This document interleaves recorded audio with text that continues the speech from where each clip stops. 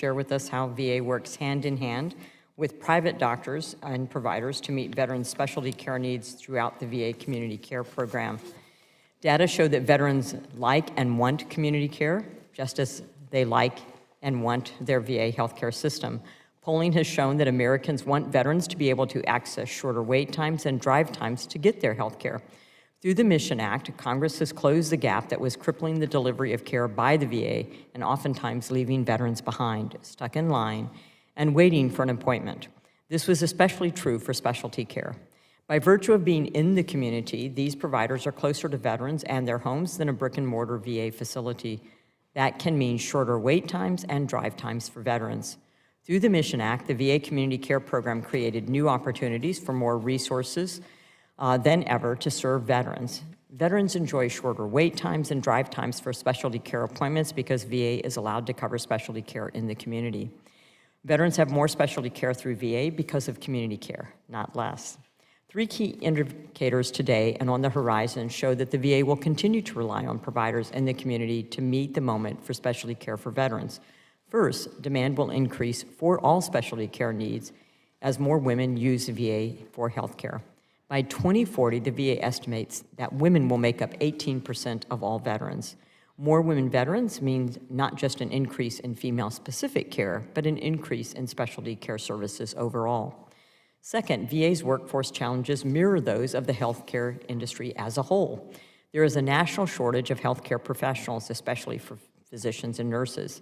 The VA recently identified shortages for clinical roles like psychologist, medical technologist, diagnostic radiologic technologist, which is the same in the private sector.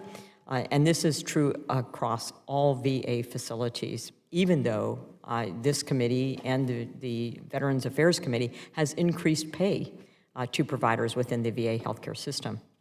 All of these roles play a part in, if not directly, provide specialty cares for veterans. The higher the ratio between veterans and healthcare staff, the more veterans will need community providers for VA-covered specialty care. Third, and finally, the VA expects significant changes in demand for care in general, including specialty care. The VA projects major shifts in physical space demands for hospital operations by about 2030. Estimates range from an $850,000 decrease in needed square feet in New Orleans, Louisiana, to a $2,500,000 increase in needed square feet in Orlando, Florida. So having facilities where they're needed in accordance with the demographic shifts of the country, sometimes we're far behind where that movement occurs.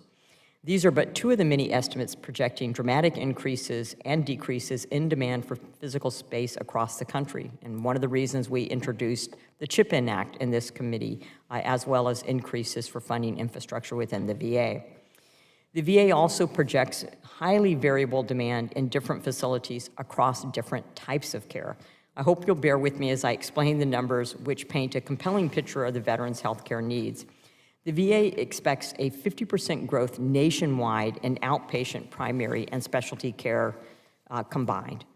Relatedly, the VA also expects a 13% decrease in inpatient acute medicine and surgery nationwide, and this too mirrors what we see in all healthcare sector. But the VA expects an increase for inpatient acute mental health. That means more demand for psychiatric services at a hospital for severe mental health crisis. And as we know from hearings here in this room, the VA did not consider residential mental health care or residential substance abuse to be part of the Mission Act. So that's a lot of variation.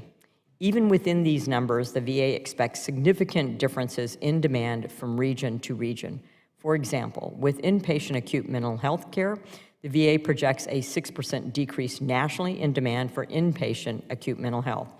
But when we dig another layer deeper, we see that the VA expects anywhere between a 19% decrease to a 14% increase across different regions of the country.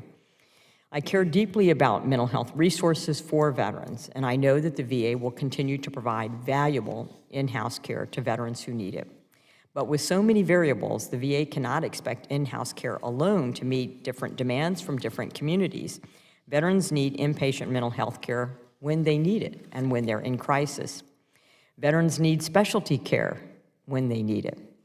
A condition in need of treatment doesn't wait for the facilitatory infrastructure to be built and to catch up.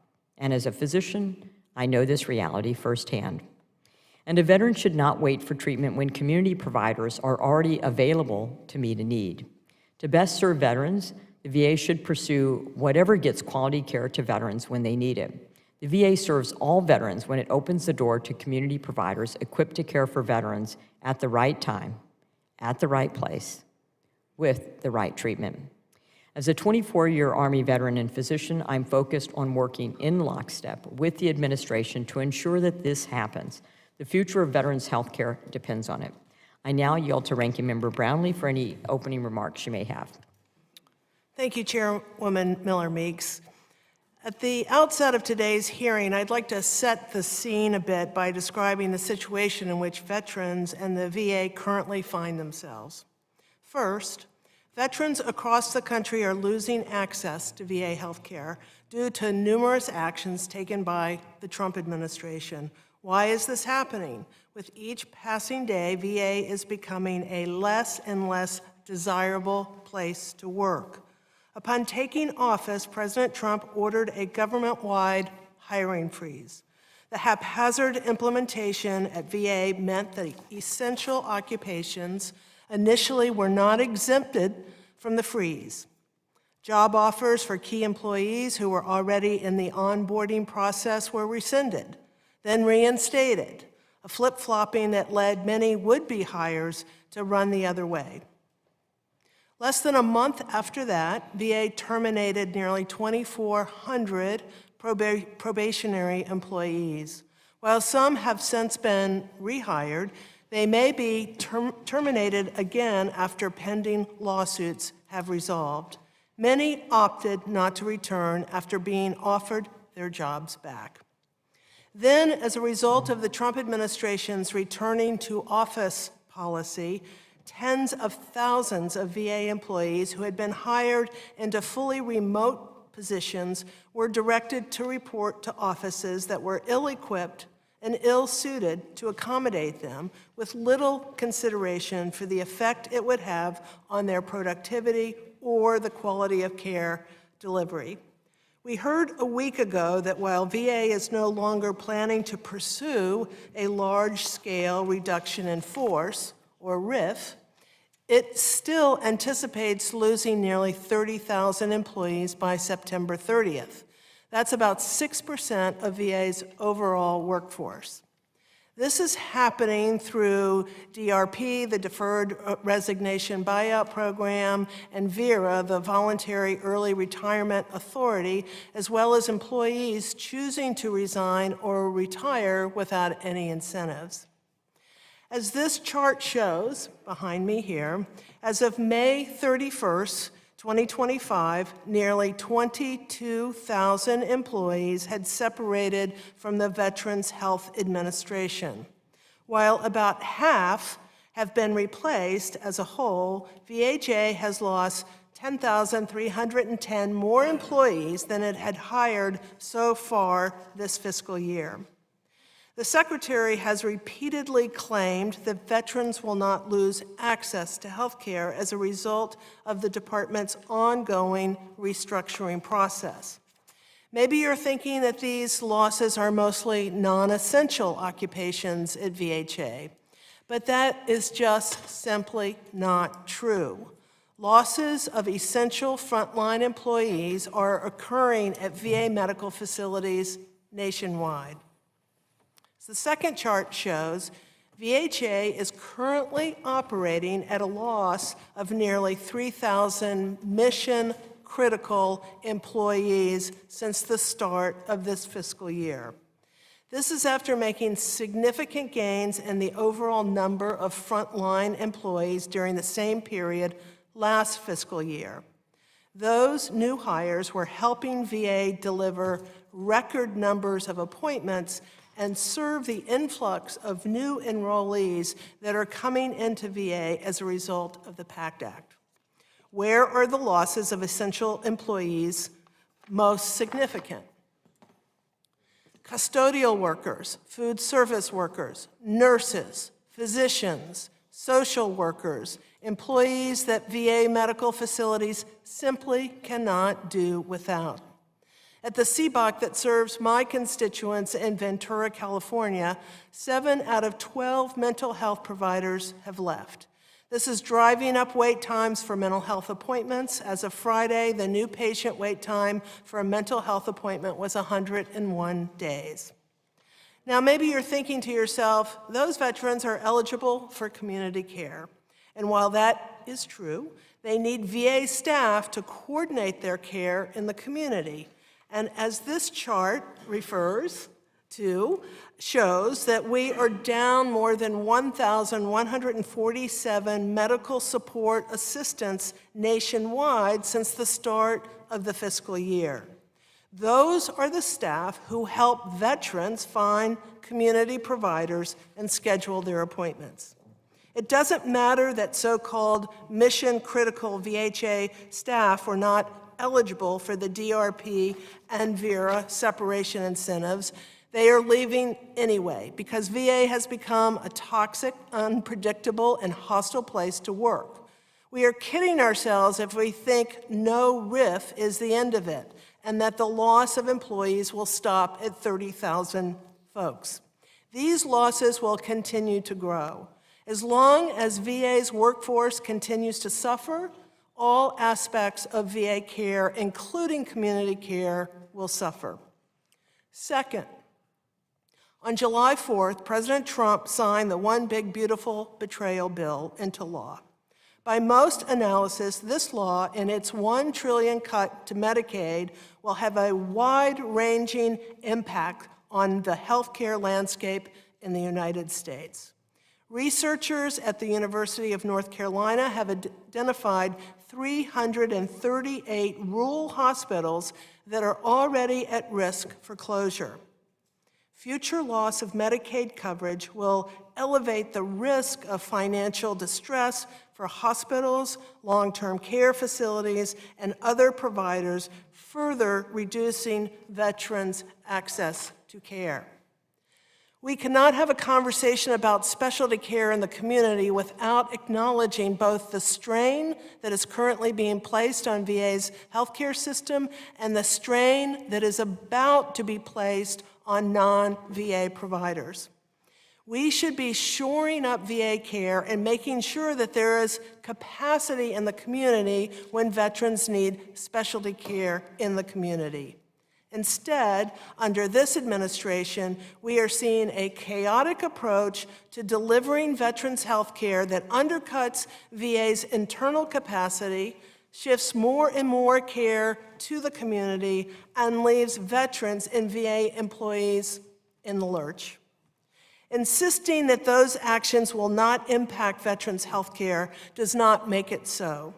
And ignoring the unforeseen consequences of this administration's actions will not make them go away. As I have always acknowledged, VA will always need to offer some level of community care because they can't do it all. However, for many veterans, VA is the right place for them to receive care. They know their provider understands their military service and what it means to have served their country. They know they will receive world-class health care backed up by world-class research. They know they won't have to explain to their VA provider what a presumptive condition is, or their experience with military sexual trauma, or how their service impacted their mental health. We also lack oversight of the care that veterans receive in the community. We know wait times for VA appointments because VA publishes them. Community providers are not required to report their wait times or how long it will actually take a veteran to be seen. We know that VA providers have received training on military cultural competencies, suicide prevention practices, opioid safety, and many others because VA requires them to receive such trainings and report how they have completed them. Community providers are not required to take all of these trainings, and veterans are not informed about whether their community providers have voluntarily taken such trainings. Based on the testimony from our witnesses, I think we can all agree that the administration of VA's community care program needs reform. Unfortunately, we find ourselves convened for an oversight hearing where there are no VA officials present to respond to questions about the barriers and challenges highlighted by our witnesses. I think that does them a disservice, and I would respectfully ask the chairwoman to invite department witnesses to future oversight hearings so that we can have a more robust discussion about what is working well, what isn't, and how to fix it. And with that, Madam Chair, I yield back. Thank you, Ranking Member Brownlee. Before I introduce our witnesses, I just want to be clear. Our colleagues have spent the past 6 months yelling from the sidelines and should have held their criticism of potential plans until a plan was actually in place. It's public knowledge that the VHA loses about 9% of its workforce annually through regular attrition, or about 38,000 employees based on its current workforce. Those were the same statistics during the Biden administration and are the same statistics today. We also know the status quo is not working and will continue to cut through the nonsense and restore common sense at the VA to put veterans first. Additionally, during the past 4 years, the funding to the VA has dramatically increased. The numbers of employees increased by 80,000, yet the number of veterans applying for care had remained level nationwide. Most VA employees come to work and proudly serve our veterans. However, poor-performing VA employees must be held accountable when they aren't putting veterans first, and we'll ensure that that message is clear. Chairman Bost, House Republicans, and myself have full confidence in Secretary Collins and the Trump administration to bring needed change to the VA. That's what we're focused on. I look forward to continuing to work with Ranking Member Brownlee and those on the other side of the aisle so that we can effect real change for veterans that the VA serves. Testifying before us today, as I'd now like to introduce our witnesses, Dallas Knight, founder and president of Operation Juliet. She's an Army combat veteran. Meaghan Mobbs, director of the Center for American Safety and Security at Independent Women's Forum. She's a clinical psychologist and also an Army combat veteran. Amanda Newman, CEO of Western Illinois Home Health Care. Western Illinois has operations close to my district. Kristina Keenan, legislative director at Veterans of Foreign Wars and an Army veteran as well. And Kyleanne Hunter, CEO of Iraq and Afghanistan Veterans of America and Marine Corps combat veteran. Ms. Knight, you're now recognized for 5 minutes to present your testimony. Chairwoman, Ranking Member, and members of the subcommittee, my name is Dallas Knight. I'm an Army combat veteran and the founder of Operation Juliet, a nonprofit serving female veterans. I joined the Army just 2 months before 9/11, intending to gain experience and work for the DEA. I had no idea how real that experience would become. I deployed to Iraq in 2003 and returned a year later with invisible wounds far worse than the physical ones. I avoided the VA after learning PTSD diagnoses would revoke your security clearance, my entire career plan, so I stuffed it down, I stayed silent, and I told myself I was fine for 17 years. Eventually, the weight of what I saw, felt, and endured caught up with me. Finally, after enrolling in VA healthcare, I walked into the Billings Clinic for my first appointment and was asked if my husband needed help. Apparently, I didn't look like a veteran. That first appointment stuck with me. When I was asked if I had suicidal ideations, I said not recently. The provider responded by lecturing me on how selfish it would be to leave my children without a mother. Then, when I disclosed military sexual trauma, I was referred to a psychologist and handed a stack of prescriptions. No conversation about healing. Just a follow-up call from a man temporarily filling in as the state MST coordinator notifying me I'd be receiving a pamphlet in the mail. At a neurology appointment, I was asked for graphic, unnecessary details about my TBI trauma. It felt more like an interrogation questioning my integrity rather than a consultation, only stopping when the doctor noticed my visible discomfort. Despite our encyclopedia-sized files, we're expected to rehash and relive the very traumas we're trying to escape. I don't believe these VA providers intended harm, but they were clearly undertrained and unequipped to treat trauma. That's when I realized there must be better care available. Because no one explained trauma-informed therapy. No one told me about community care and other options. Those options were only discovered from other veterans helping me to navigate the system, a lifeline passed from veteran to veteran. Requests for alternative therapies often took weeks, sometimes months for a response. I've hung up on my boss, my son, and walked out of meetings just to answer the VA's call, afraid of missing a rare chance at care. And as I scrambled to choose a provider from a rushed list, no context, no ratings, no reviews, I hung up relieved just to have an appointment at all. I'm not alone in my frustrations and disappointments. I told my community I'd be standing before you here today, and within days, nearly 600 women veterans responded eager and desperate to be heard. Hundreds of female veterans describing waiting months, sometimes over a year, for critical referrals, specialty care, or community-based treatment.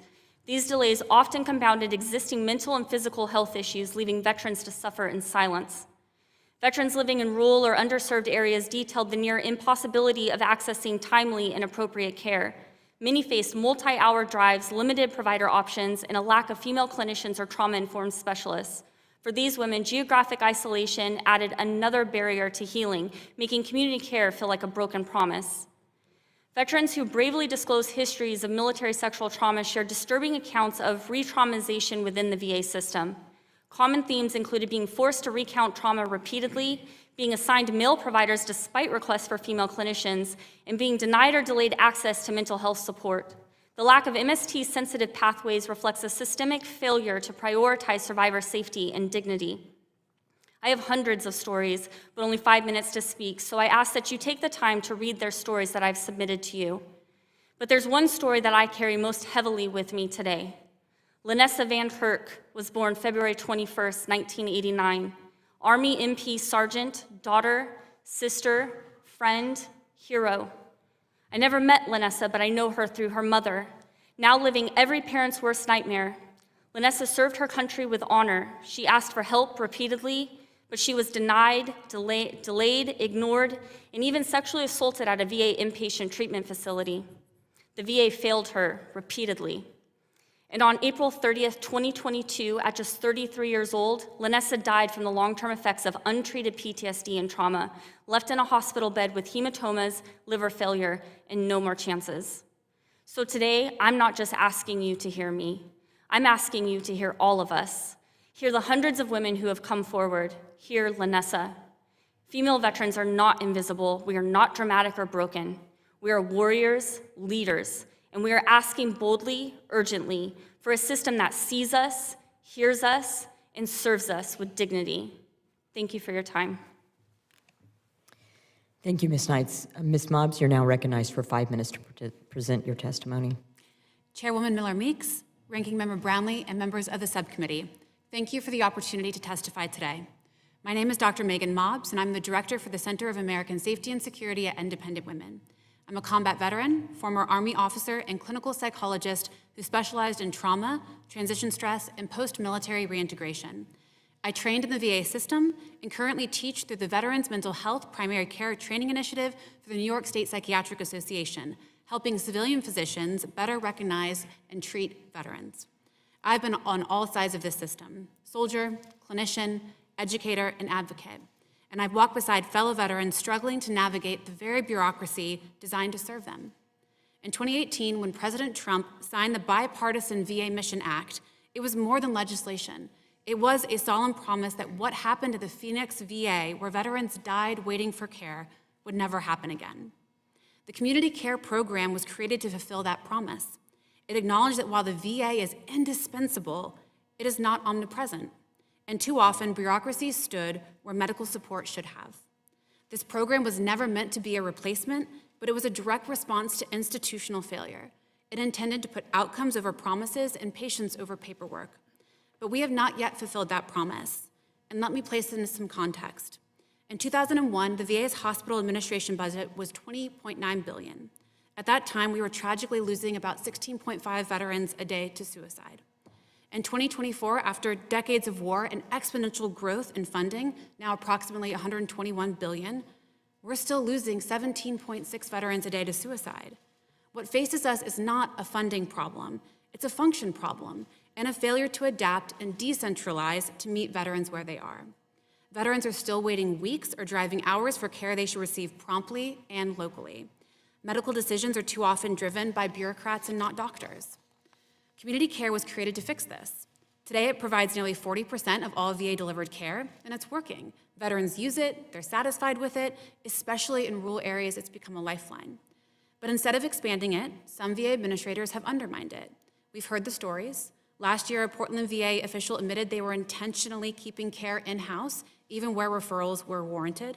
In Buffalo, a veteran with cancer had his radiation therapy referrals denied and then canceled, and he died in pain. To move forward, we need a community care program rooted in 4 principles: flexibility, accessibility, rapidity, and accountability. First, flexibility. Veterans live in rural towns, suburbs, and cities. They raise families, hold jobs, and carry injuries both visible and invisible. They deserve a care system that reflects that complexity. Community care gives them access when the VA is too far, too slow, or lacks the right specialists. That flexibility is especially crucial for women veterans. 70% prefer female providers for women-specific care, and 50% even for general care. Recently, a VA facility went 2 years without a full-time gynecologist. Second, accessibility. Only 55% of veterans live within 40 miles of a VA facility, and just 26% live near specialty care.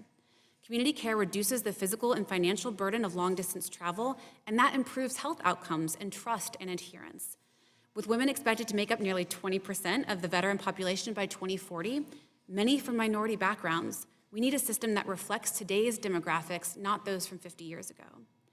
Third, rapidity. Delayed care is denied care. Veterans don't need treatment eventually, they need it now. Today's eligibility thresholds are arbitrary. I've personally worked with veterans denied mental health services because they weren't sick enough or were forced into treatment that they did not want. Whether it's PTSD, chronic pain, or substance use, every delay or denial feels like administrative cruelty, and it's costing lives. Fourth, accountability. Since 2018, the GAO has issued 27 recommendations to improve the community care program, and as of this year, only 9 have been fully implemented. The lack of enforceable standards, inconsistent referral coordination, and inadequate oversight does undermine the program, so we need to measure timely access and continuity of care. Otherwise, we are building a system that is blind to its own failures. I want to commend Secretary Collins for accelerating the implementation of the Senator Elizabeth Dole 21st Century Veterans Healthcare and Benefits Improvement Act, and it's a meaningful step forward. But let me be clear, it's not enough to offer a door. We must ensure that door is open, functional, and that it leads somewhere worth going. I believe deeply in the VA. I trained there, I've referred patients there. But no single system can meet every need in every place at every time for every veteran. Community care is not an indictment, it's just an extension of the promise we made. Veterans don't need more bureaucracy, they need choice, they need speed, and they need a system built to serve them, not the other way around. Thank you, and I look forward to your questions. Thank you, Ms. Mobbs. Ms. Newman, you are now recognized for 5 minutes to present your testimony. Thank you, Chairwoman Miller-Meeks, Ranking Member Brownlee, and the members of the committee for the opportunity to speak on the critical topic of the VA's community care program. And thank you for the important legislation that you have successfully led through the legislative process to support veterans. I'm honored to speak on behalf of the 121 Illinois veterans that we serve in our agency, and on behalf of veterans served by Home Care Association of America members across the nation. I'm the second generation running a family-owned home care agency in West Central Illinois. We cover a 10-county, mostly rural area, and have worked with the VA for over 30 years. We currently do so as a contracted provider in the VA Community Care Network operated by Optum. Community care is not an alternative to the VA, it is an extension of it. For many veterans, especially those living in rural areas, community care represents a vital lifeline. These veterans often face long travel times or limited services at local VA facilities, making care in the home a necessary option. The success of community care hinges on a shared commitment to veteran-centered, team-based care where VA and community providers work in partnership, not in competition. Over our 30 years working with the VA, we have always had good relationships with the VISN 23 Veteran Affairs Medical Center in Iowa City and our local VA outpatient clinic in Galesburg, Illinois, working together to meet veteran needs. Our experience has been that process changes within the VA in the last year have created barriers to veteran access and care. These changes do not appear to be in line with the spirit of the Mission Act. 3 key barriers to veteran access that I have seen are the VA reducing or eliminating community care services for many veterans who have qualified for and relied on these services for years, harming care stability and consistency for veterans by reducing authorization periods from the prior standard of 12 months to 6 months or less, creating uncertainty for the veteran and an overwhelming workload for the VA staff who process authorizations. In the 2025 non-bundled fee schedule, reducing rates to a point where veterans, especially in rural areas, are at risk of losing critical services because the fee schedule does not provide adequate reimbursement given the travel involved. I'd like to tell you about 2 of our veterans who asked me to share their story. One veteran we care for is 79 years old. He lives alone in a small rural town and has difficulty controlling his diabetes. He cannot cook for himself or safely navigate the stairs in his home to do laundry. He was denied homemaker services. When we requested physical therapy to help him safely ambulate, this was also denied. Instead, they required him to drive 53 miles each way in the winter, twice a week, to go to the VA clinic for PT. We serve an 85-year-old veteran who has difficulty ambulating. He uses a cane due to a stroke and can't stand for long. He was denied home health aide services because he reported on the phone that he can shave his beard. However, the VA team failed to take into account his ability to perform other activities of daily living, such as bathing, ambulating, or dressing. Community care enhances access, expands capacity, and supports choice for veterans without replacing the foundational role of the VA. Community care is not a workaround. It is a necessary part of a comprehensive, veteran-first healthcare system. When community providers and the VA work together, veterans benefit from timely, compassionate, and coordinated care, delivered wherever they are, whenever they need it. We have an opportunity and a responsibility to ensure that every veteran receives care that is timely, high quality, coordinated, and close to home. By strengthening community care as a complement to VA services, investing in home care and rural access, and ensuring providers are supported through fair reimbursement, we can fulfill the VA's sacred mission to those who have served. I thank you for your time and for your continued commitment to the health and dignity of America's veterans. Thank you, Ms. Newman. Ms. Keenan, you're now recognized for 5 minutes to present your testimony. Chairwoman Miller Meeks, Ranking Member Brownlee, and members of the subcommittee, on behalf of the men and women of the Veterans of Foreign Wars of the United States and its auxiliary, thank you for the opportunity to provide the VFW's remarks and my personal story on the topic of community care. VA's community care program and its network of providers are a vital component of VA healthcare, particularly for specialized care that VA does not provide.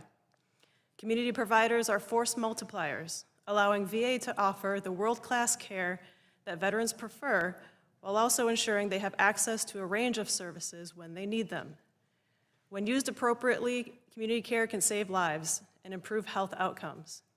However, problems with the coordination of that care can drive veterans away from VA altogether. VFW members have identified several coordination issues, including delays in VA paying for community care in a timely manner.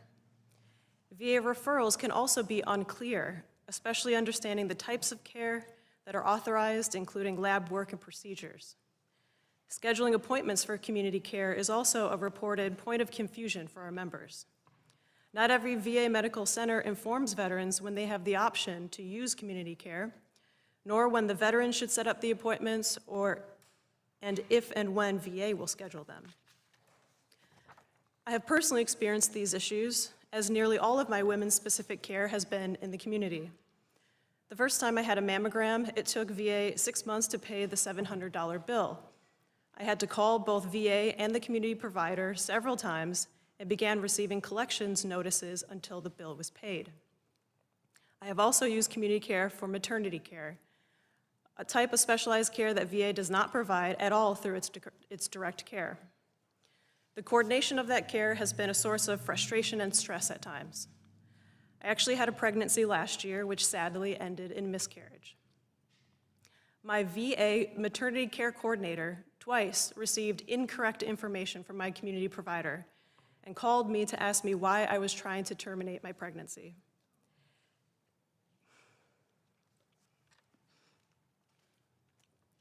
She called me at a later date and asked why I had proceeded with a termination procedure not approved by VA.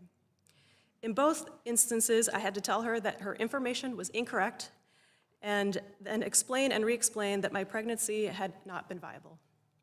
This is an example of poor record sharing between community providers and VA, resulting in painful conversations made with an administrator and not even my primary care physician.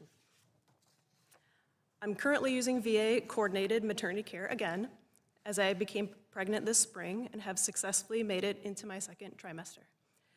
I am currently struggling with the bureaucracy of having genetic tests conducted by my community provider.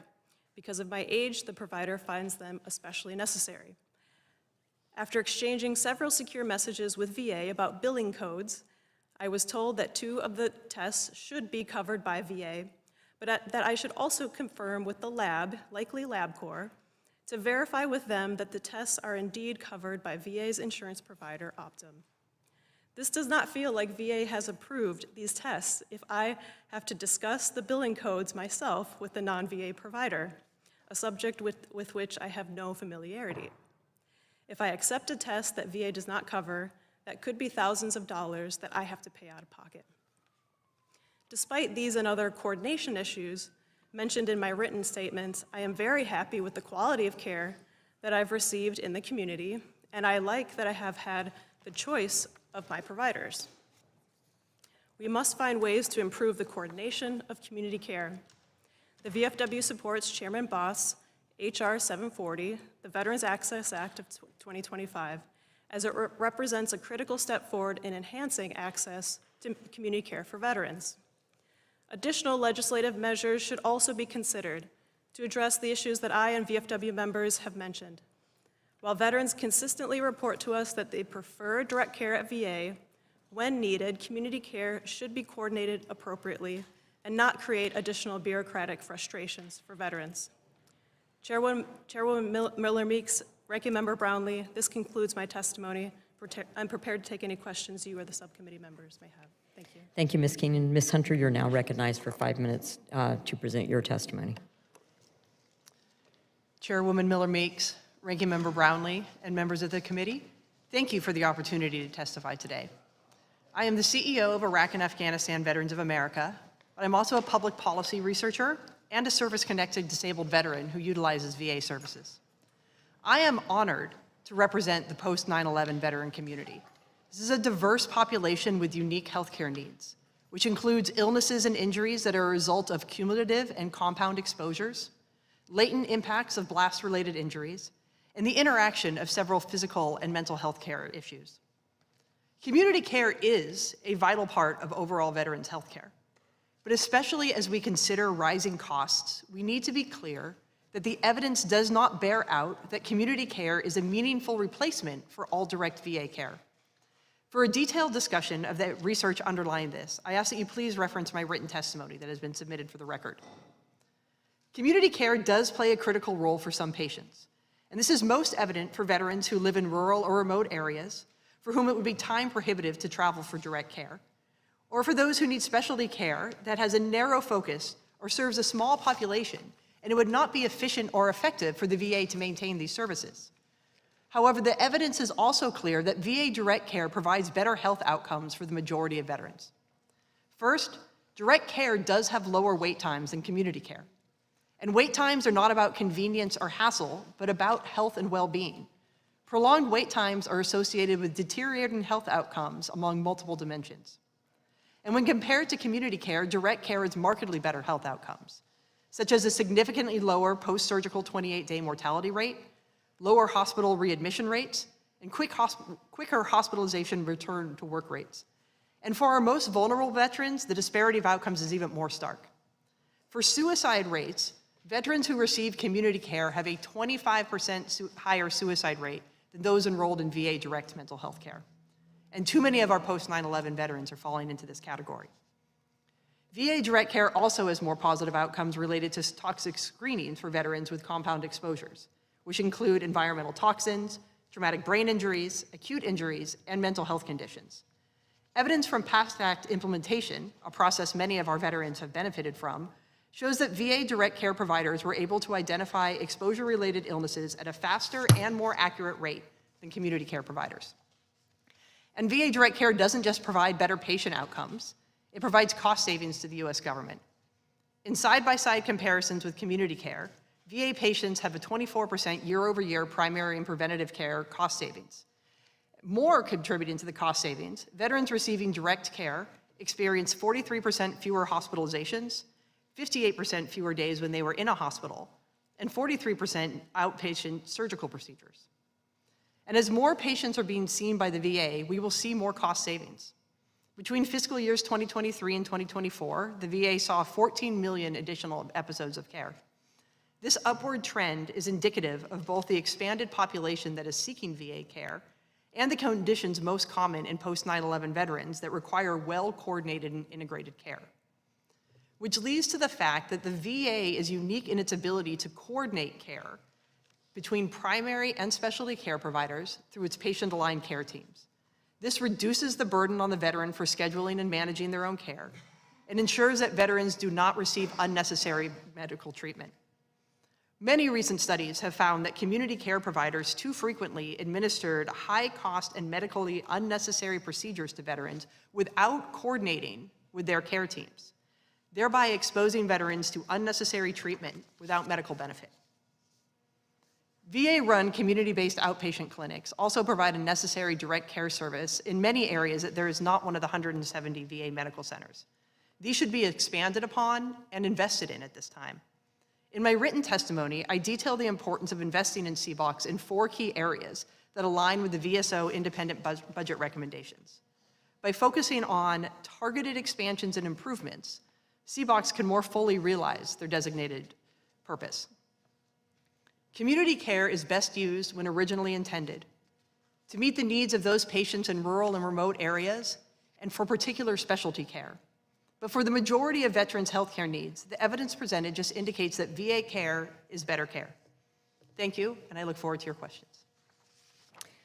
Thank you, Ms. Hunter. And I just want to take a moment to, this is, I think, a little unusual, but thank our witnesses for their service. So 4 of our witnesses have served, so thank you for your service.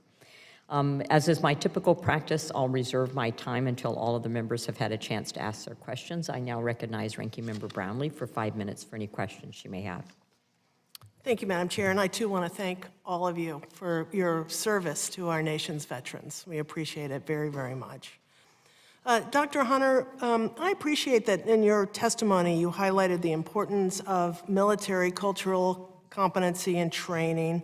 Can you expand on why VA providers are so uniquely positioned to care for veterans and what it means for your members that their providers understand their unique needs? Thank you so much. VA providers are required to undergo extensive training on military cultural competency. This includes things like multiple compound exposures, whether it is toxins, the interaction between mental and physical health care, as well as emerging research on some of our technologies. Additionally, VA providers, some of which are actually cleared to be able to access classified medical records, and so they can understand environmental exposures that were there. For myself, this was life-saving. At a regular routine optometry appointment that I had where I was experiencing vision changes, and I thought it was because maybe I was just over the age of 40, my VA optometrist was able to connect symptoms I was experiencing to exposures from my service time and get me screened for ocular melanoma. Turned out I had it.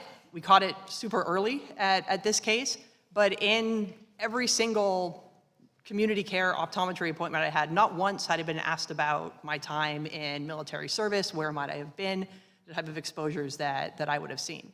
And if we look at the post 9/11 generation and we look at what was found in the PACT Act, the ideas of presumptive connections for things like toxic exposures, but we're seeing more and more aviation equipment, time around fueling, as well as the compound traumas with military sexual trauma and PTSD, it is essential that our veterans are seen by providers who understand that.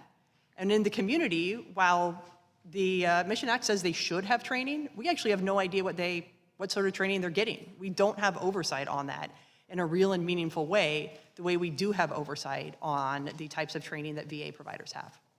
Thank you for that. And I think in reading Dr. Mobb's testimony, she cited a RAND article stating that, or at least making the assertion that VA providers aren't trained. I know that you've previously worked at RAND. Are you familiar with this article at all? Yes, I was one of the contributing authors to that study. Is that true, what the conclusion of that article said? No, the article said that we are aware of the training that VA providers received. We do not have oversight on the training that community care providers received. Thank you for that. And another thing I appreciate about your testimony was that you included extensive citations throughout to articles in academic journals, to studies from nonpartisan entities like RAND, GAO, and the CBO. One thing that worries me about the way legislation sometimes comes together is that it is informed by anecdotes and the experiences of perhaps vocal minority voice, rather than by the true evidence. So what does the evidence say about where veterans prefer to receive their care and where the quality and outcomes are better? The preponderance of the evidence shows that veterans prefer VA care. And when we look at some of the very, very tragic stories that we see and the anecdotes that we hear, we need to take every single one of them seriously and look into what has happened. And the VA does have significant measures to actually address providers that provide subpar care. But we also need to be reminded, as I was often in my doctoral studies, that the plural of anecdote isn't data. And if we look at the preponderance of the data lead us to VA care providing better care. And in surveys of our own members, only 14% expressed any confidence in community care being able to address and coordinate their complex medical needs. Thanks for that. And, do you have any suggestions on really how we help veterans, the public for that matter, to better understand the evidence and overcome this perception that the VA care isn't as good as community care? I think it is very incumbent upon VSOs to take an educating role on what the VA is, and also incumbent on members of Congress to continue to engage with VA providers to ensure that we have appropriate oversight and engagement to understand the quality of care that exists. Thank you for that. I yield back. Thank you.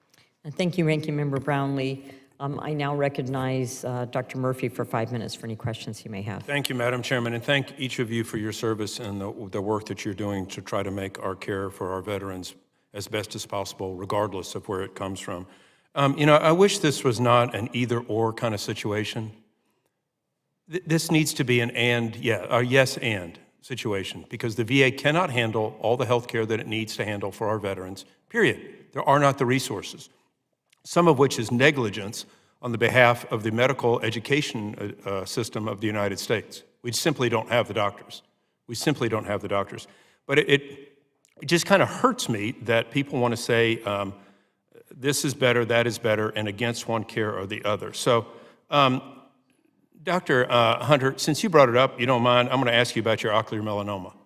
So, are you saying that the VA doctor picked that up because they knew you might be exposed to something, or are you saying your optometrist out in the community missed it? I had an appointment with an optometrist out in the community who did miss it. 6 months later, I had an appointment with an optometrist at the VA who was able to recognize it. So did the optometrist do an ocular examination? Did it look in your eye and look all around your quadrants? Yes. Did you by any chance get films from them before then? Because they always make films. Ocular melanomas can happen in Yes. 6 months. Yes, there were films. It was present in the films when my VA provider had reviewed them later on, and it wasn't discussed or addressed. So I would just submit that that's a difference between two physicians. It doesn't matter where they're coming from. Whether you could flip them the other way itself to say one is better just because of the place where they work, I think is just not being correct. Also, delving into some of your comments about post-operative care, can you give me a breakdown of the type of patients that are referred out to community care for surgery versus those that are kept in-house? I can take that question for the record and get you the breakdown. I can tell you what it is. You don't refer things out to the VA unless it's specialty care. I'm a specialty surgeon. I get specialty referrals for specialty care that cannot be happened within the hospital. By definition, those are more costly because they're more time effective, they're more specialty oriented, and their risk rates are higher. So doing actually a risk ratio would be factual to this rather than just saying postoperative care is better at the VA. The outcomes are better than they are in the community because they're two entirely different populations. You refer people out who need specialty care who by definition have greater needs than they do. I just don't like the tenor that we're battling against, saying that the community care doctors, of which I am one, are better.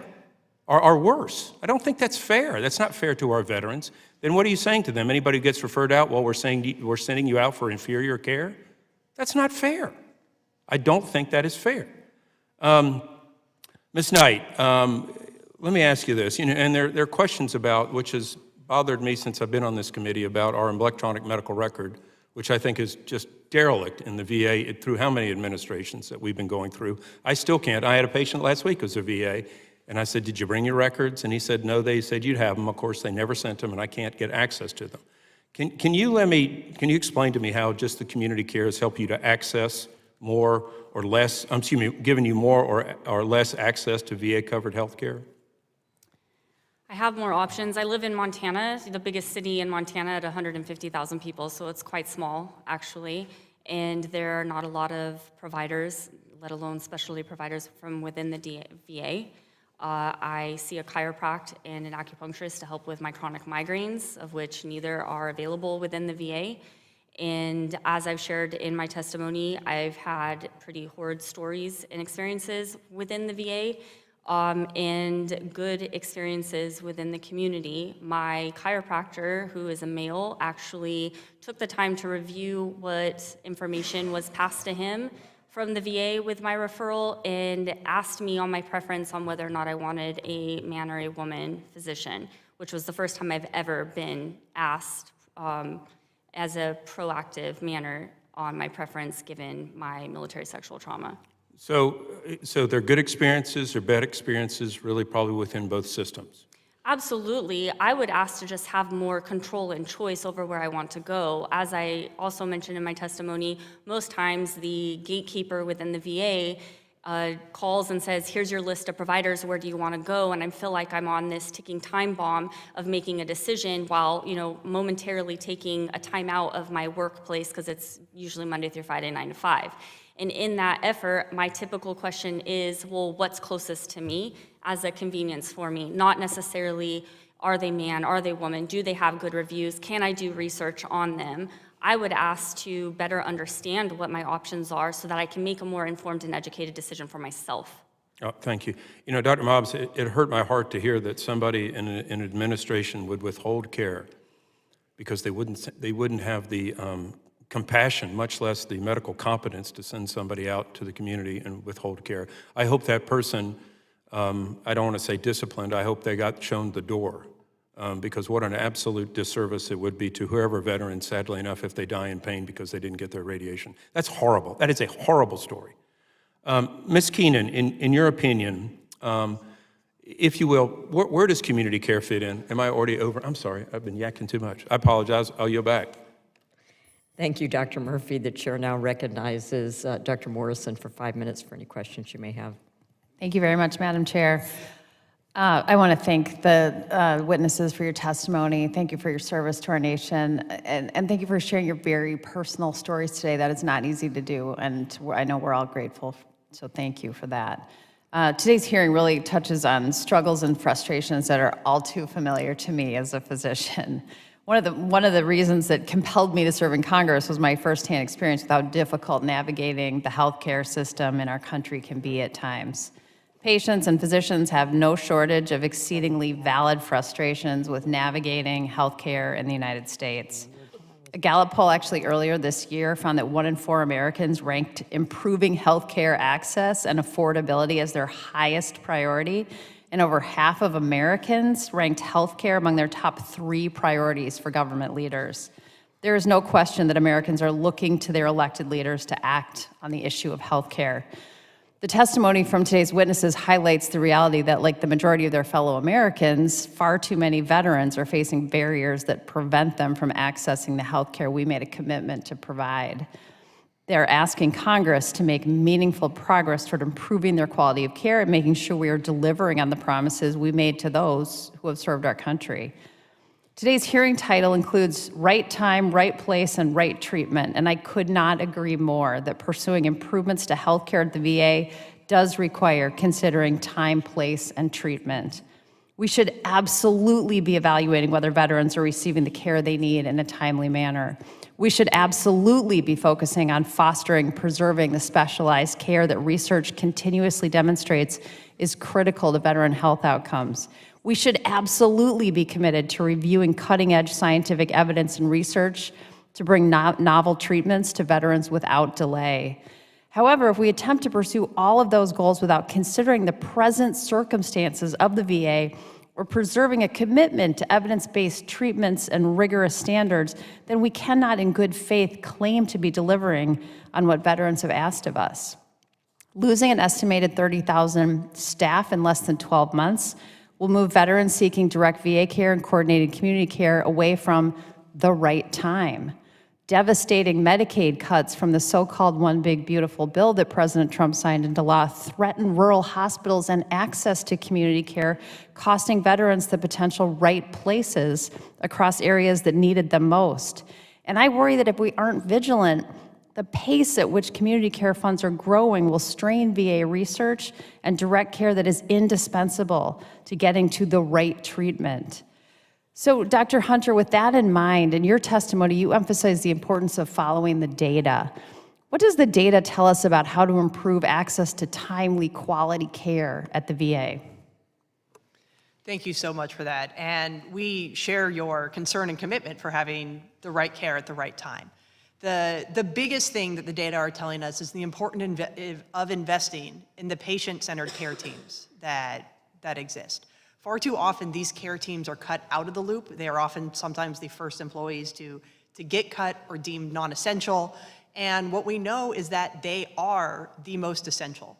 The other aspect that is incredibly important, as the data said, is to hold community care to some of the same rigorous standards and information sharing so that the patient-aligned care team can effectively create an entire course of treatment. In our conversations with medical directors at the VA, what we're finding too often is that community care providers are not required to provide back the full course of treatment that they are engaging in with the patients, which makes it more difficult and adds time to having to understand what the patient is going through, and often leads to patients having to relive horrible stories and events time and time and again because there isn't that coordination. So keeping that patient-aligned care team coordination as the center, investing in it, and strengthening the resources for that team is what is absolutely essential to get the right care to our veterans at the right time. Thank you, Dr. Hunter. I agree, VA direct care is vital to meeting unique veteran health needs, and there is no question that there are circumstances in which community care is appropriate and essential.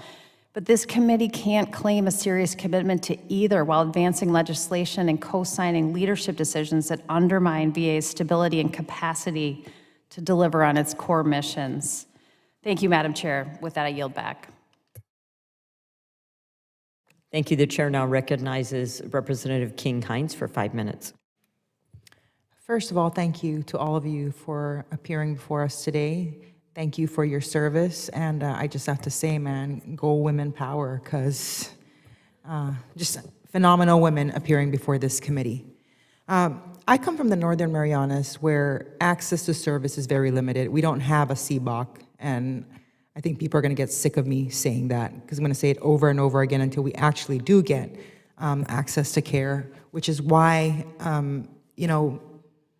looking at community care programs is very important to me because of that reason. Now, one of the things that I'm hearing from all of you is that things could be better with regards to the way we deliver these programs. There are gaps. Dr. Mobs, is it Mobs? You spoke of, in your written testimony that you submitted, you talked about a comprehensive metrics system that needs to be put in place. Can you just kind of dive into that a little bit? Because I'm looking for opportunities to improve, to ensure that some of these challenges and gaps that we're talking about and hearing about today are actually addressed in the legislation, and that we can improve the system. And thank you very much for that question. I think this is critically important, and I am certainly a advocate for not the either or, but the and. We have to have both a strong VA and strong community care. And as part of that, the GAO has provided extensive recommendations regarding the opportunity to improve oversight and accountability around community care. And in particular, some of the things that have been mentioned here do need to be improved upon. The ability to track scheduling performance, for example, metrics aligned with those timeframes are imperative, meaningful accountability around those metrics. And then, for example, the VA's referral coordination initiative, which was meant to streamline specialty care, has suffered from somewhat inconsistent implementation, unclear guidance about its use, and inadequate performance metrics. So I would simply say that the work has been done around assessing VA community care opportunities for improvement, and I would just say that we should be looking very extensively at the recommendations provided by GAO in order to enhance them. Thank you for that. And this is a question to you, Dr. Hunter, because I do agree. I'm an attorney by practice, and when you appear in front of a jury, you have to submit data, evidence, right? But sometimes the anecdote does win. And too often, as a matter of fact, in the community that I come from, these stories are what I hear every single time I meet with constituents. And for as long as I've sat in this committee in this last 7 months, these are the stories that we hear.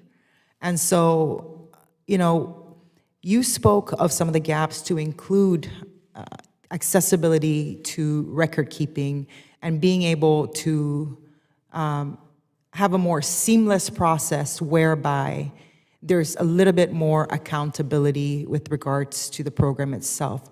Can you give us suggestions as to how we can improve the current situation?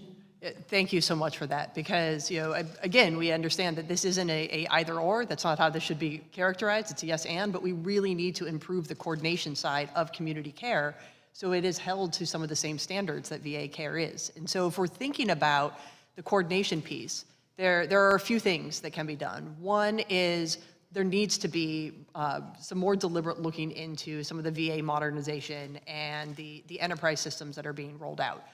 This work is sort of early on, preliminary. We are really excited to work with the committee to better understand and ensure that the electronic health care record system is being rolled out in an appropriate manner that allows for better coordination. Because right now what we're seeing far too often is that the VA, where there are very well coordinated records kept, is not able to communicate well with community providers, and things are falling through the cracks. We are not getting full care plans. We are not able to ensure that veterans are receiving the same standard and quality of care. And so first, making sure that process is going well as ensuring oversight and enforcement of the quality standards and training that are required of our community care providers. The Mission Act said that needed to happen, but according to multiple independent medical associations, there is not yet a published transparent standard for what community care needs to meet or what sort of records need to be provided back to the VA care teams to ensure the comprehensive continuity of care. And so in those two areas, I think there's a lot of room to be done, and I think this committee is primed to be able to engage in that sort of oversight. Thank you. I'm out of time. I yield my time. I yield back. Thank you very much, Representative King-Hines. The chair now recognizes Dr. Conaway for 5 minutes for any questions he may have. Thank you, Madam Chair, and thank you, ladies, for your service and your commitment to veterans and their health care. I want to make a few comments and observations since both sitting on this committee and what I've heard today. I hope there is consensus on this committee and across the House, across the government, that we need to have a strong VA healthcare system and that we need community providers, because we know the VA doesn't exist everywhere, particularly in rural areas. And so we know that this partnership needs to exist. One of the problems, as a physician, practicing physician for 30 years myself, worked on an Air Force base in New Jersey taking care of veterans and in the community and private practice. My experience tells me, and what I have read about, and what the research shows, and what we all know with the problems with our information system, is that there's not coordination across those systems. Once you move outside of a system, even within hospitals in my own little state of New Jersey, getting records to move from hospital to hospital, if they're not on the same platform, is a very difficult thing to achieve. And you will have, and so you're going to have patients, if they move to different locales, having to repeat their stories, and it's terrible when it involves things like trauma. When you're in a teaching institution, your resident might see you, might be a medical student, then a resident, then the attending. And so this is part of the teaching process in teaching institutions, and unfortunately, we will hear stories about people being re-traumatized as this information is collected. But that iterative process in teaching institutions is part of driving great outcomes. I would also say that we have to rely on data, as you mentioned, and the data has been consistent over many years and repeated that VA care for veterans provides great outcomes. Veterans want care there. And if you think a moment about the different exposures, the experience in the military where they have been, the experience of people taking care of numbers of veterans over years that is unlikely to be replicated in most communities, it doesn't surprise me that outcomes are better than the VA system. Our problem is that it's hard, maybe I should speak for myself, but I think I'm speaking for a lot of others too, when we understand that the administration is cutting tens of thousands of people out of a system that's already stressed. It's hard to imagine that you can achieve the kind of outcome standards that you could achieve if those people weren't out of the system. Now, reform, looking at how things are done, making sure training is correct, maybe having a special access for women who are having particular problems, whether it be reproductive health care or sexual trauma in the service.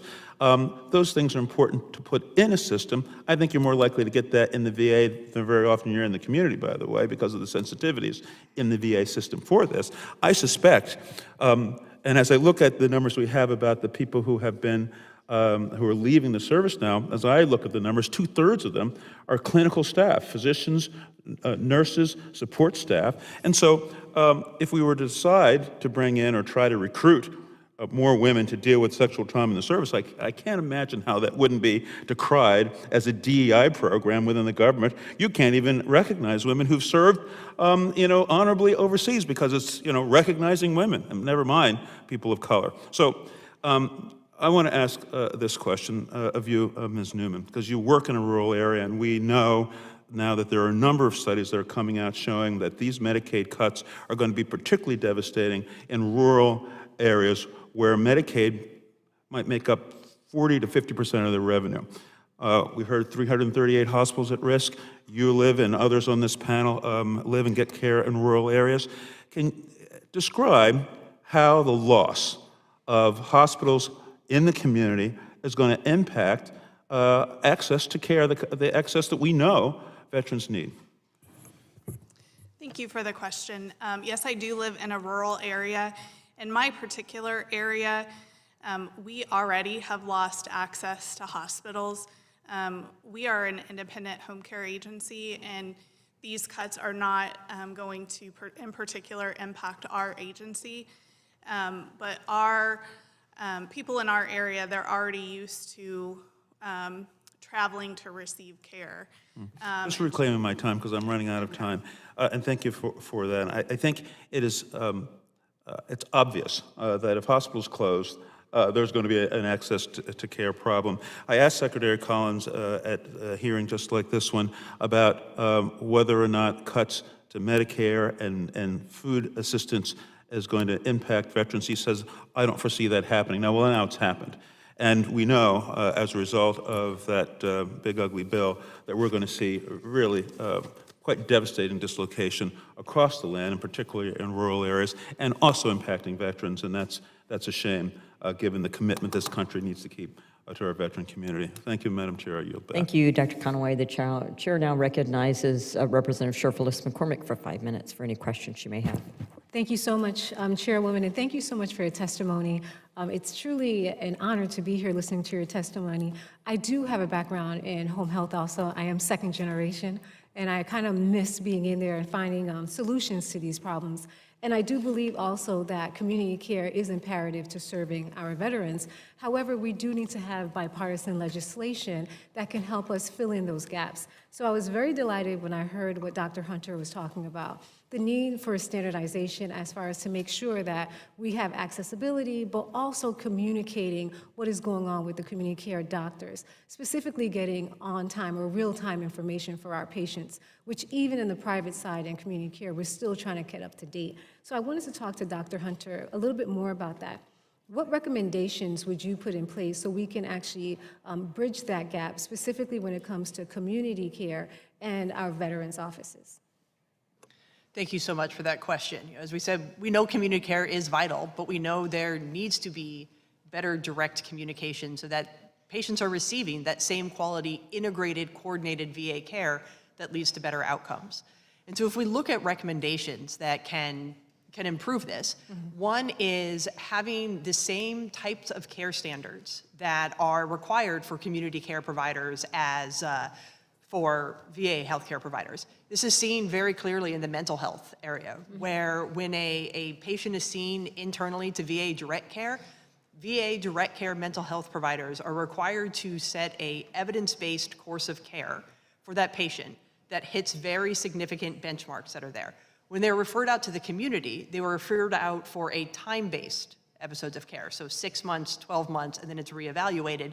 But right now, there is not a requirement to actually share back with the patient care team what the decided course of care is. And in fact, all that's required is yes, this patient showed up for an appointment and it's either improving or not improving. So first and foremost, to strengthen this is to set the same standards for evidence-based care for VA care and community care and require that transparency so that all providers within the VA system know what the course of treatment is across all sorts of specialty care that are provided. This is one very specific example for mental health care, but we see this happen in other forms of care as well.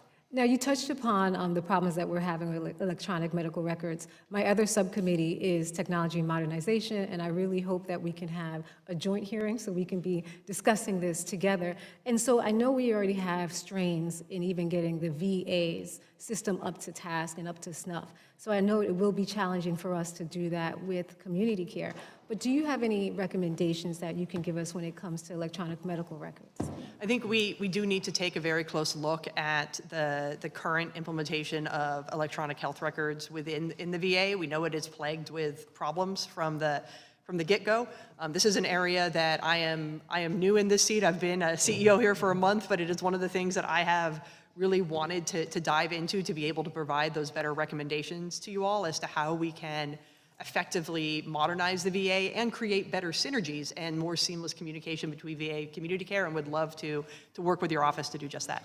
Thank you. I want to pivot a little bit over back to our home health issues that are happening. So when I was the CEO of a healthcare company, what we did, we also had rural areas, Clewiston, Belglade, and we were servicing there. We had huge issues when it came to recruiting healthcare professionals to get out there, but also we did have a good number of Medicaid recipients. Now, do you have any Medicaid recipients who are actually with your organization? We have very little in our particular organization. We're a standalone home care agency. So right now we're looking at $1 trillion in cuts when it comes to Medicaid. And so I have deep concerns about the compound effects with the cuts that we have in the VA combined with the $1 trillion in Medicaid cuts, and how we're going to keep organizations like yourself who play such an imperative role in making sure that our veterans can actually retire at home with dignity with their family, but still get their services. So could you touch touch on some of those effects for your organizations, other home health cares, agencies that will be servicing our Medicaid patients and our veterans? Sure. Of course, as I stated, our particular payer mix, we have very little of the Medicaid. And so for us personally, it won't have a large impact. What we do is as with any other agency, is we try to meet everybody's needs. In our particular area, we're not hearing feedback. Well, I have a on few that. more seconds, and I just wanted to ask you this one question. One of the things I'm hearing from home care agencies is that they have real concerns about the people who are going to be kicked off of Medicaid. They can't abandon those patients. How do you transition that person who is homebound, cannot get up, can't take care of themselves? How do you rip their insurance, and how do you leave them there? So have you guys thought about that transition process? Are we just going to abandon these patients to leave them to themselves? Well, if I can circle it back to the VA, we are actually actively seeing that now with our veterans, where on the VA services, where they've lost homemaker services, home health aid services due to internal cuts within the VA, we are seeing that they've lost access to care. And so I think it's already happening within the VA, but this started a year ago based off of decisions within the VA. So the compound. Thank you very effects. much. Your time has expired. Thank you. The chair now recognizes Dr. Dexter for 5 minutes for any questions she may have. Thank you, Madam Chair, and thank you all again for your service and for being here today. Really, really appreciate it. One thing that struck me listening to all of you that I continue to struggle with being new here in Congress and coming here as a physician is what feels like a binary choice between community care and in VA care. I know nobody here is advocating necessarily for one versus the other, but I think that is how it feels in this committee at times. And one quote that one of you shared was, "Community care is not an alternative to the VA, it's an extension of it." And that should be what it is.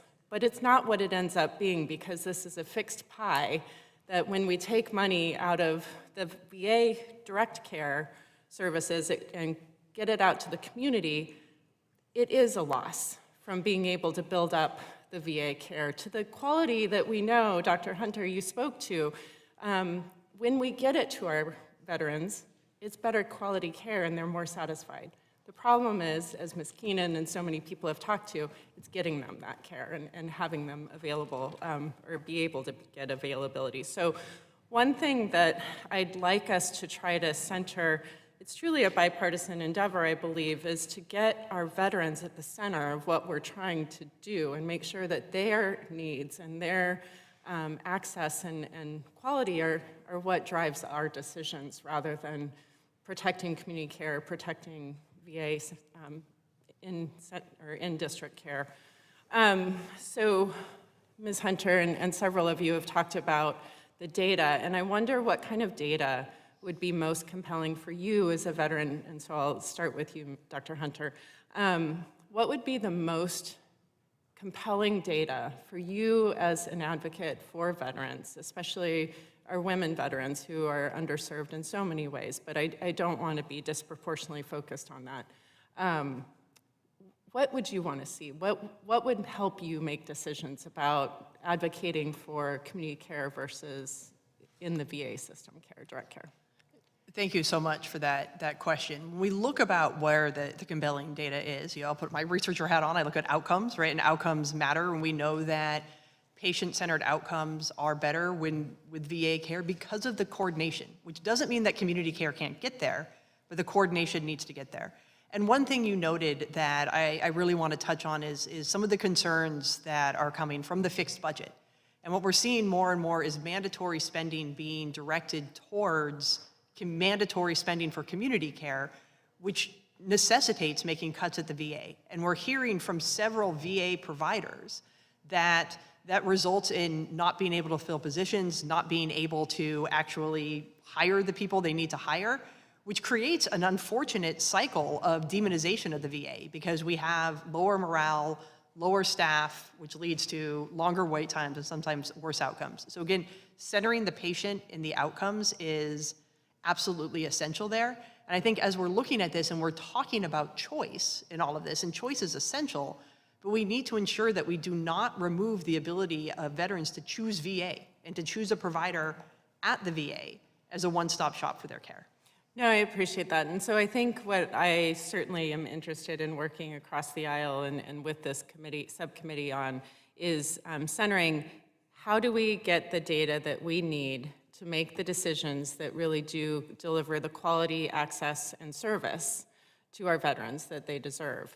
And it may be that it is wound care in the community is the most effective way, especially in rural areas, but let's have the data so that we understand how long it takes to get for a wound care appointment, how far you have to drive, and then let the patients have a choice. And so I do think making clear at the VA that patients or veterans have a choice is important, and I heard several of you speak to that we should not be trying to deter people from getting care at the VA, but we should not shield them from a choice.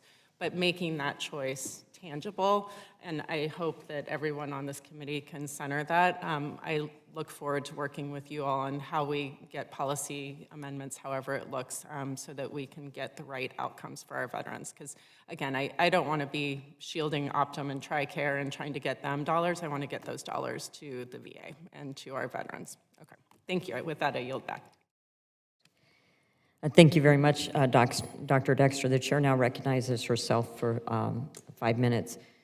Ms. Hunter, you mentioned several times about the challenges of information and training and whether VA-specific providers had specific types of training that didn't happen in community care. But isn't that a failing of the VA? So if we think about the training, it could be a failing of the VA. Yeah, It could be a failing. Just as, I've got 5 minutes. It could be. I just want a simple yes and no question. It's a failing of the VA. Agree, disagree? We don't have the data, so we can't say where the failing Okay, is. but is not the VA responsible for that? The VA can set the standards for community care. They can. Ms. Mobbs, can the VA set the standards for community care? They absolutely can, that's correct. And so, and you mentioned the training, you also mentioned the Red Report, and I think perhaps you might have some comments you wanted to make on testimony, so I'm going to give you an opportunity to clarify that. Thank you, Chairwoman. So first off, I never said that they don't receive training. That's an inaccurate characterization of what I said. And I think it's really important if we're talking about specifically data here, and I'm going to go where I'm an expert in, which is mental health. In the VA system, for example, we prioritized 2 performance metrics-based, data-driven therapies for post-traumatic stress disorder, prolonged exposure, combat processing therapy. Unfortunately, because that was a trauma-centered therapy, the majority of veterans left after 2.4 sessions, therefore wanting a different type of therapy that they weren't allowed to receive in the VA because they were given a PTSD diagnosis and qualification. And so unfortunately, other evidence-based cares like interpersonal therapy, community care providers are trained in, were unable to see those veterans and they dropped out and then we couldn't follow them. So all that to say, just because there is training in the VA doesn't always mean it's the right training, and to the chairwoman's point, you can absolutely receive care in the community set by the VA to ensure that they are evidence-based therapies to provide for veterans. I admit that as a community care provider, as an ophthalmologist, I'm given a specific type of treatment for a specific disorder I'm supposed to address. So there were questions that may have been asked of other type of conditions that I did not need training from the VA for. And Ms. Knight, I'm going to ask you to comment because you mentioned receiving care at the VA and care in the community, and you've heard how this specific training better equips VA physicians to handle either the PTSD or the variety of issues, but I didn't hear that in your testimony. So can you comment upon whether you thought that this training uniquely qualified VA physicians, and did you receive better treatment at the VA versus in community care? My answer would be no, Chairwoman. No, I had 3 different accounts of VA providers, one of whom was a veteran herself, and all 3, again, I felt more like I was interrogated at times, questioned and validated on my combat service and what I had endured and drilled. I would also add that so many of our community providers out there deal with other patients who are similar in trauma exposure, such as our police and firefighters. So there are an array of providers, both in the VA and outside of the VA, that are more than qualified to meet standards. I just feel very strongly that, again, one, they need to ask the questions, but that can be resolved by the patient by understanding and being educated on who the providers are, whether that's ratings or reviews or anything of that nature. Right now, we are not given that choice. We're not given that option. We are told where to go. It's more or less being in the military. And if I may, if we're going to talk technology, I would love to see the transition of documentation from DoD to VA fixed first. Kudos. As an Army veteran, I will say kudos to that. We've been asking for that. Ms. Newman, have you noticed any decrease in community care referrals for home care services? Yes, in 2024, we noticed a marked decrease both within our agency and members across the nation. And have you heard what the reason for the decrease in referrals would be? There, in our particular visit, there was an extra layer of oversight and bureaucracy where their intent was to find reasons to reduce the amount of care authorized. And I can tell you from my exposure, my talks with veterans, it was felt that they were encouraged not to send patients into the community. And as a community care provider, it can be extraordinarily challenging dealing with the VA, even when someone is 60 miles away from a center that could give them care. And I think veterans do appreciate and like the care that they receive at the VA, but there is a reason why the Mission Act and community care exist, and the reason was because people were dying waiting for care at the VA. Ms. Hunter, do you know how much the budget for the VA has increased in the past 4 years? Yes, I have that data right here. Is it flat? Yeah. No, the budget has continued to increase. So the budget's continued to increase. We know community care is comprising about 40% of care now within the VA, but we also know they do it at about 25% of the cost to the regular VA. So I'm just going to say that, implicating that community care is a downward spiral for the VA and taking money away from the direct care system, I'm going to say that doesn't bear out by the facts when you look at the budget and you look where the spending goes. I also want to say that we keep talking about this as a fixed budget. And so if you have providers going to community care, they're not going to get direct care because the budget is the same and there's never any increase in funding. That's patently incorrect. I mean, there has been more appropriation dollars from Congress. This spring, Congress voted billions more into VHA medical services, $75 billion to be exact. So I think some of the arguments are poorly founded, although they sound very dramatic. So with that, I yield back my time as I too am over time. Thank everyone for their participation in today's hearings, for the discussions we've heard on the important topic. I'm going to yield to Ms. Brownlee if she has any closing comments. I do have some closing comments. I wanted to just respond, Madam Chair, to what you just said about an increase in the VA budget. I agree, there has been an increase in that budget. There's also been an increase in the community care budget. So the issue is the community care budget is increasing at a more rapid pace than the VA. So I want to put that sort of fact out there. But the way I want to kind of conclude today's comments is to respond to Dr. Murphy, and I think Dr. Dexter actually did a very good job of responding to some of the things that he was saying. He talked about he was tired of talking about an either-or scenario. And he said we need to get to, I believe what he said was yes and. So I agree with him, yes and. And I think what Dr. Dexter was saying, we shouldn't have a binary choice, an either-or choice, but the community care should be an extension of the VA care, which in my mind is the yes and scenario. So the point I'm trying to make, and I think Dr. Dexter made the point with regards to, one pot of resources can only go so far, and we've got to make those choices. The other issue I want to make here is the chart is behind me, is This data that I have here is VA data. It's not anybody else's data. It comes directly from the VA. And what it says is that from 2022 to 2023, there was a net gain of employees of a little bit more than 18,000 employees. From the next bar chart is from 2023 to 2024.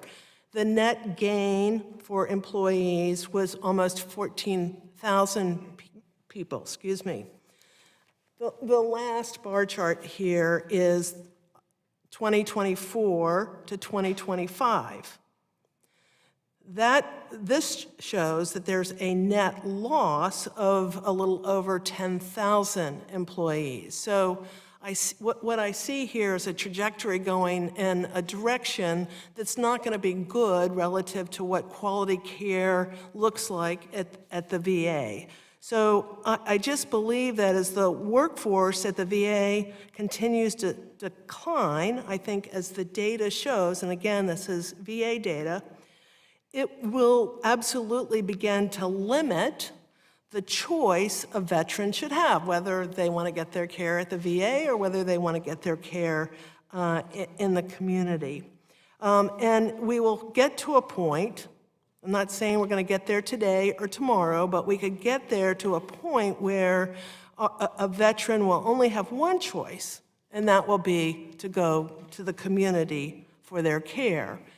And I think it is very clear, and the data is very clear about this, that veterans want to receive their care at the VA. Now, if you're a female veteran, you've got to go out to the community if you're pregnant, and you've got to go out to the community to get your care. And you should have your choice of providers when you go to the community care. So, but generally, veterans want to get their care at the VA because they believe they have more quality time with the doctor, they believe that they understand the veteran better, et cetera. So this is just the point that I'm trying to make, that we don't want to go down this road. Secondarily, what is a concern with regards to community care is the impact of a $1 trillion cut to Medicaid. And I mentioned in my opening comments, the University of North Carolina has identified 338 rural hospitals at risk for closure. One of the main reasons why we started the Mission Act and moved towards community care was for rural areas. And if these community hospitals are going to have to shut down because of lack of resources, there's not going to be a choice. And the only choice then will be the VA, but then yet people are resigning, people are retiring, people are leaving because it's just not a healthy place to work, and they're not going to be able to provide the resources. So this is the point that I'm trying to get across. The point, I think, we're trying to avoid a deterioration of the VA, and we don't want to deteriorate community care either. But we've got, as I said so many times in these hearings, we've got to find the right balance here. But I worry about this chart, and I think the chairwoman said at the beginning, this is just normal attrition, what's going on at the VA. This is not normal attrition. With that, I will yield back. Thank you, Madam Chair. Thank you, Ranking Member Brownlee. Again, 9% of the workforce at VHA is lost annually through attrition. These are the VA's figures, about 38,000 employees based on its current workforce. That's the VA numbers. Those are facts. For me, this is not an either or. This should be that veterans have choice over where they receive care. I'm a veteran. Neither my husband and I desire to receive care at the VA hospital. We prefer to receive care in our community, either through private health insurance or through Medicare. Would it save us money if we went to the VA hospital? Possibly. We wouldn't have co-pays or deductibles, but we choose to receive our care in the community. We're asking for the same choice for all veterans and the veterans on this panel. there is a consensus in my mind that we want both community care and VA care. And why both? Because we're trying to serve veterans and serve veterans first and foremost. There would not be a need for community care had the VA been able to serve veterans, not keep them on waiting lists, not have veterans die, not have the big PR nightmare of veterans waiting for care and dying waiting for care. A suicide rate that remains at 17% and has not gone down. A VA who here in this room in testimony admitted that they did not think that residential mental health care, the most critical of care, or residential substance use disorder care fell under the Mission Act. So if you were in a mental health crisis from the VA, it was okay if you waited 30 days or 60 days or 90 days or by God a year, or you can go to a VISN 2 VISNs away, 300 miles away. That's why we're having this conversation. If the VA wasn't actively trying to prevent people from going to community care, from my standpoint, it is not adversarial. Let's have the consensus that VA care is community care, that our goal is and always on this committee and in Congress is to serve our veterans. So with that, I'd like to thank everyone for their participation in today's hearing, for the discussions we've had on a critically important topic. The complete written statements of today's witnesses will be entered into the hearing record. I ask unanimous consent that all members have 5 legislative days to revise and extend their remarks and include extraneous material. Hearing no objections, so ordered. I thank the members and the witnesses for their attendance and their participation today. This hearing is now adjourned.